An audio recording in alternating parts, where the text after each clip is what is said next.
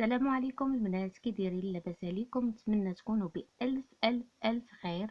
اليوم غنقدم لكم وصفة على البواسير أو الباسر بالدارجة ديالنا، ونهضروا أولا على المسببات اللي كيكونوا عوامل كيفاقموا هذا المشكل. من أول المسببات عندك سوء التغذية والإكثار من البهارات الحارة وعدم شرب الماء بكمية كافية، خصوصا اللي كيعانيوا من الإمساك والدهنيات المفرطة والإفراط في أكل اللحوم الحمراء وعدم الحركة والوقوف لمدة طويلة. يعني اللي كيعانيوا من هذا المشكل خاص ضروري يتمشاو وخاص ضروري الحركة باش الأمعاء ديالهم يتحركوا. وباش نتفاداو هذا المشكل خاص ضروري من الاحتياط.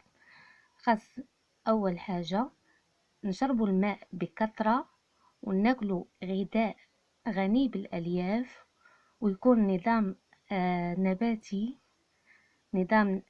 لتفادي الإمساك، وشرب المياه أو شرب الماء بكثرة، وتجنب خصوصا باش تكون يعني الإنسان يكون مريض بالبصر يتجنب إرفاع الأثقال، يعني ما يهش ثقل وما يلبسش الملابس الضيقة.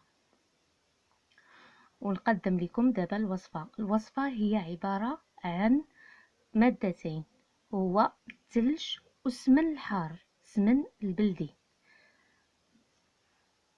وبالطريقة باش نستعملوها كنغسلوا المكان كنمروا عليه قطع ديال الثلج، يعني نحاول ما امكن تذوب القطعه ديال الثلج.